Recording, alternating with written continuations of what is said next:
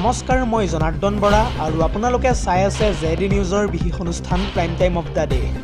আজি হৈছে 19 মে। অসমৰ লগতে ভাৰতৰ বিভিন্ন প্ৰান্তৰ পৰা কেইবাটাও গুৰুত্বপূৰ্ণ খবৰ যুগুত কৰা হৈছে। তাৰে ভিতৰত প্ৰথমটো খবৰেই হৈছে এটা অত্যন্ত গুৰুত্বপূৰ্ণ খবৰ, কিয়নো হঠাৎ অসম জাতীয় পৰিষদ দল ত্যাগ কৰিছে ৰাজেন গোহাঁইয়ে। লুৰিণজ্যোতি গগৈলৈ পদত্যাগ পত্ৰ প্ৰেৰণ ৰাজেন গোহাঁইৰ। তাৎক্ষণিকভাৱে কাৰ্যকৰী হোৱাকৈ পদত্যাগ পত্ৰ প্ৰেৰণ কৰিছে কেইটিমান মুহূৰ্তৰ পূৰ্বে ৰাজেন গোহাঁইয়ে। যিহেতু নিৰ্বাচনৰ পূৰ্বে বিজেপি দল ত্যাগ কৰি অজাপত যোগদান কৰিছিল ৰাজেন গোহাঁইয়ে আৰু শেহতীয়াকৈ কিছু ব্যক্তিগত কাৰণত লুৰিণজ্যোতি গগৈলৈ পদত্যাগ পত্ৰ প্ৰেৰণ কৰিছে ৰাজেন গোহাঁইয়ে। পুনৰ জনাইছোঁ, হঠাৎ অসম জাতীয় পৰিষদ দল ত্যাগ ৰাজেন গোহাঁইৰ। দলৰ সকলো পদবী ত্যাগ কৰিছে ইতিমধ্যে ৰাজেন গোহাঁইয়ে। প্ৰাথমিক সদস্য পদ ত্যাগ কৰি সভাপতি লুৰিণজ্যোতি গগৈলৈ পদত্যাগ পত্ৰ প্ৰেৰণ কৰিছে এইবাৰ ৰাজেন গোহাঁইয়ে।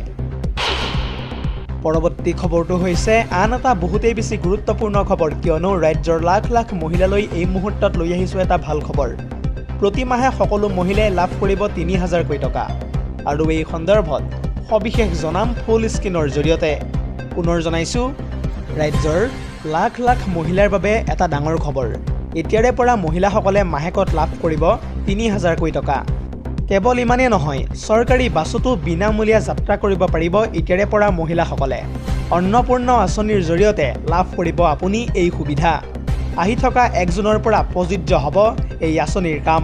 ইয়াৰ উপৰিও এই সুবিধাৰ পৰা বঞ্চিত হ'বলগীয়া মহিলাৰ বাবে তাৎক্ষণিকভাৱে মুকলি কৰা হ'ব এটা বিশেষ পৰ্টেল, আৰু সেই পৰ্টেলৰ জৰিয়তে আঁচনিৰ সুবিধাৰ বাবে কৰিব পাৰিব আপুনি আবেদন। ইফালে ৰাজ্যিক কৰ্মচাৰীৰ বাবেও আহি আছে এটা সুখবৰ।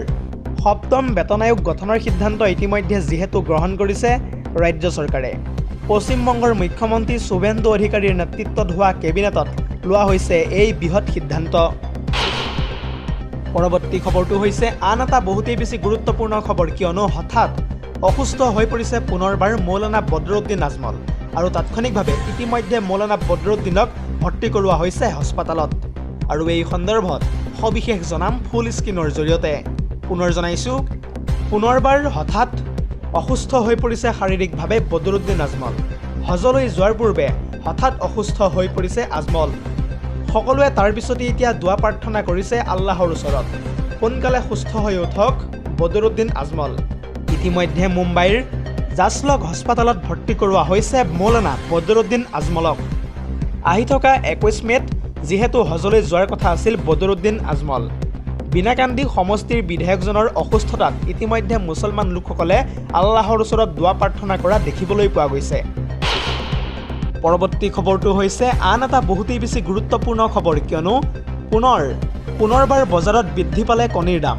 এক প্লেট কণীত আগতে আছিল ২০০ টকা, কিন্তু বৰ্তমান সময়ত আপুনি যদি দোকানৰ পৰা কণী প্লেট কিনিবলৈ যায় তেন্তে আপুনি ভৰিব লাগিব ২১০ টকা, অৰ্থাৎ প্ৰতি প্লেটত ১০ টকা পৰ্যন্ত বৃদ্ধি পাইছে বুলি জানিব পৰা গৈছে।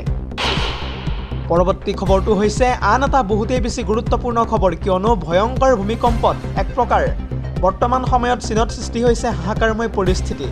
তাজপাতৰ দৰে খহি পৰিছে ব্যাগুম অট্টালিকা, আৰু তাৰ সমান্তৰালকৈ ৭০০০কৈ লোক গৃহহাৰা হৈছে বুলি জানিব পৰা গৈছে ৰঙা চীনত। পুনৰ জনাইছোঁ, প্ৰচণ্ড ভূমিকম্পত চীনত এক প্ৰকাৰ সৃষ্টি হৈছে ধ্বংসযজ্ঞ। এফালৰ পৰা তাজপাতৰ দৰে খহি পৰিছে এতিয়া বৃহৎ অট্টালিকা। ভয়ংকৰ ভূমিকম্পত বৰ্তমানলৈ মৃত্যু হৈছে ২জনকৈ লোকৰ, আৰু তাৰ বিপৰীতে ৭০০০ লোক হৈ পৰিছে বৰ্তমান সময়ত গৃহহাৰা। যোৱা নিশা অহা ভূমিকম্পৰ পাছতে চীনত বৰ্তমান সময়ত জাৰি কৰা হৈছে এলাৰ্ট, আৰু ধ্বংসস্তূপত এক প্ৰকাৰ ক'বলৈ গ'লে পৰিণত হৈছে এতিয়া চীনৰ লিউজো চহৰ। ৫.২ প্ৰাবল্যৰ ভূমিকম্পত ১৩টাকৈ অট্টালিকা ভাঙি একেবাৰে চুৰমাৰ হৈ পৰিছে চীনত। পৰৱৰ্তী খবৰটো হৈছে আন এটা বহুতেই বেছি গুৰুত্বপূৰ্ণ খবৰ, কিয়নো ভাৰতীয় মুদ্ৰাৰ এইবাৰ ভয়ংকৰ পতনৰ প্ৰভাৱ পৰিছে। ভাৰতৰ পৰা বিনিয়োগকাৰীয়ে ইতিমধ্যে উলিয়াই নিছে প্ৰায় ২৮ কোটি টকা। পুনৰ জনাইছোঁ, ভাৰতীয় টকাৰ মূল্য পতনে গুৰুতৰ প্ৰভাৱ পেলাইছে এতিয়া সমগ্ৰ দেশত। ভাৰতীয় শ্বেয়াৰ বজাৰৰ পৰা বিদেশী বিনিয়োগকাৰীয়ে উলিয়াই নিছে প্ৰায় ২৭,০৪৮ কোটি টকা। এটা জৰুৰী খবৰ জনাই আছোঁ জেডি নিউজৰ সমূহ দৰ্শকক। ২০২৬ বৰ্ষৰ আৰম্ভণিতেই মুঠ ২.২ লাখ কোটি টকাৰ ধন উলিয়াই নিছে ইতিমধ্যে বিদেশী বিনিয়োগকাৰীয়ে। খাৰুৱা তেলৰ মূল্য বৃদ্ধি আৰু মধ্যপ্ৰাচ্যৰ দেশসমূহৰ যুদ্ধৰ বাবে বিনিয়োগকাৰীয়ে উলিয়াই নিছে এই ধন। জানিব পৰা মতে আমেৰিকাৰ ডলাৰৰ বিপৰীতে ভাৰতৰ টকাৰ মূল্য পতনৰ বাবেও এই সিদ্ধান্ত ইতিমধ্যে গ্ৰহণ কৰিছে বিদেশী বিনিয়োগকাৰীয়ে। পৰৱৰ্তী খবৰটো হৈছে এটা অত্যন্ত গুৰুত্বপূৰ্ণ খবৰ। প্ৰতিগৰাকী মুছলমান লোকৰ বাবে আহি গ'ল এটা ব্ৰেকিং নিউজ, কিয়নো যোৱা দেওবাৰে দেখিবলৈ পোৱা নগ'ল আকাশত জোন। সেয়েহে আহি থকা ২৭ মে'ত নহয় বকৰীদ, আৰু তাৰ বিপৰীতে আহি থকা ২৮ মে'তহে সমগ্ৰ দেশজুৰি পবিত্ৰ বকৰীদ উদযাপন কৰিব মুছলমান লোকসকলে। ভাৰতত ২৮ মে'তহে উদযাপন কৰা হ'ব পবিত্ৰ বকৰীদ। এটা অত্যন্ত জৰুৰী খবৰ জনাই আছোঁ এই মুহূৰ্তত। চন্দ্ৰ দৰ্শন নোহোৱাৰ বাবে বকৰীদৰ তাৰিখ সলনি কৰি ২৮ মে' আনুষ্ঠানিকভাৱে ইতিমধ্যে ঘোষণা কৰা হৈছে। ঢোল হিজাৰ অৰ্ধচন্দ্ৰ দৰ্শনৰ নিশ্চিত খবৰ নহাত ইছলামিক সংগঠনৰ এয়া হৈছে ডাঙৰ সিদ্ধান্ত। ৰমজান ঈদৰ ঠিক ২ মাহ ৯ দিনৰ পিছত সমগ্ৰ দেশজুৰি পালন কৰা হ'ব এইবাৰ ঈদ উল আহা। আজিৰ আমাৰ পৰৱৰ্তী খবৰটো হৈছে সাৱধান দেশবাসী, যিকোনো মুহূৰ্তত আপুনি মাৰাত্মক ভাইৰাছ ইবোলাত আক্ৰান্ত হ'ব পাৰে। গতিকে আপুনি আৰম্ভণি নহওঁতে সাৱধানতা অৱলম্বন কৰক। ইতিমধ্যে সমগ্ৰ দেশজুৰি এলাৰ্ট জাৰি কৰা দেখিবলৈ পোৱা গৈছে। পুনৰ জনাইছোঁ, ইবোলাৰ ভয়ংকৰ প্ৰাদুৰ্ভাৱক লৈ আতংকিত হৈ পৰিছে ইতিমধ্যে সমগ্ৰ বিশ্ব। DRC আৰু উগাণ্ডাত ইবোলাৰ ভয়ংকৰ প্ৰাদুৰ্ভাৱ ইতিমধ্যে দেখিবলৈ পোৱা গৈছে।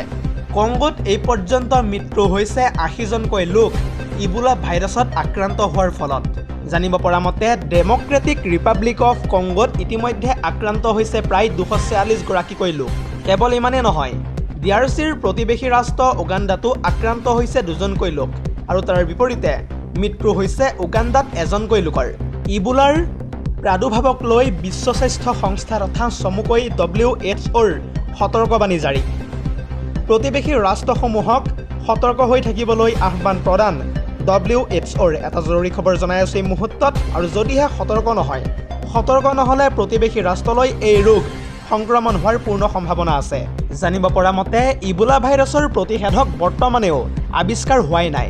জন্তুৰ পৰা মানুহলৈ সংক্ৰমণ হয় প্ৰথমতে এই ইবোলা ভাইৰাছ।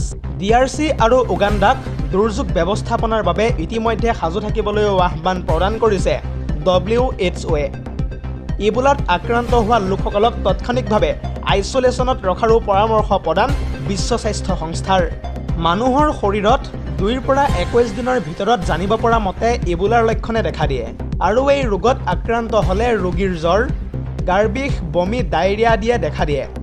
লগতে আক্ৰান্ত হোৱা লোকৰ সংস্পৰ্শলৈ আহিলেও আন লোকো হ'ব পাৰে এই মাৰাত্মক ভাইৰাছত আক্ৰান্ত। ইয়াৰ উপৰিও আক্ৰান্তৰ শৌচ প্ৰস্ৰাৱ, তেজ, বমি আদি স্পৰ্শ কৰিলেও হ'ব পাৰে সংক্ৰমণ। ইতিমধ্যে কংগো আৰু উগাণ্ডাৰ প্ৰতিবেশী ৰাষ্ট্ৰক সীমান্তত পৰীক্ষণৰ ব্যৱস্থা কৰিবলৈও আহ্বান প্ৰদান কৰিছে বিশ্ব স্বাস্থ্য সংস্থা তথা চমুকৈ WHOৱে। পৰৱৰ্তী খবৰটো হৈছে আন এটা বহুতেই বেছি গুৰুত্বপূৰ্ণ খবৰ, কিয়নো মুখ্যমন্ত্ৰী হিমন্ত বিশ্ব শৰ্মাৰ বিৰুদ্ধে আপত্তিজনক ভিডিঅ' প্ৰস্তুত কৰি এইবাৰ ৰঙাঘৰৰ আলহী হৈছে চিপুল মজুমদাৰ। ক'ত এই ঘটনা সংঘটিত হৈছে সবিশেষ জনাম ফুল স্ক্ৰীনৰ জৰিয়তে। পুনৰ জনাইছোঁ, মুখ্যমন্ত্ৰী হিমন্ত বিশ্ব শৰ্মাৰ বিৰুদ্ধে পুনৰ আপত্তিজনক কাণ্ড কৰিছে এজন উদণ্ড যুৱকে। সামাজিক মাধ্যমত মুখ্যমন্ত্ৰীৰ বিৰুদ্ধে আপত্তিজনক ভিডিঅ' প্ৰস্তুত কৰিছে বুলি জানিব পৰা গৈছে। এইবাৰ বহিৰাজ্যৰ কণ্টেণ্ট ক্ৰিয়েটৰে মুখ্যমন্ত্ৰীৰ বিৰুদ্ধে কৰিলে নিকৃষ্ট কাণ্ড। ত্ৰিপুৰাত আৰক্ষীৰ জালত পৰিছে ইতিমধ্যে কণ্টেণ্ট ক্ৰিয়েটৰ চিপুল মজুমদাৰ। আপত্তিজনক ভিডিঅ' প্ৰস্তুত কৰি সামাজিক মাধ্যমত ভাইৰেল কৰিছিল সেই যুৱকজনে। দক্ষিণ ত্ৰিপুৰাৰ শান্তি বজাৰৰ পৰা ইতিমধ্যে আৰক্ষীৰ জালত পৰিছে সেইগৰাকী চিপুল মজুমদাৰ।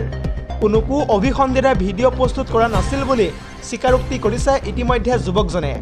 থানাৰ ভিতৰত আঁঠু কাঢ়ি ভুল স্বীকাৰ কৰিছে ইতিমধ্যে চিপুল মজুমদাৰে। News desk report, ZD news.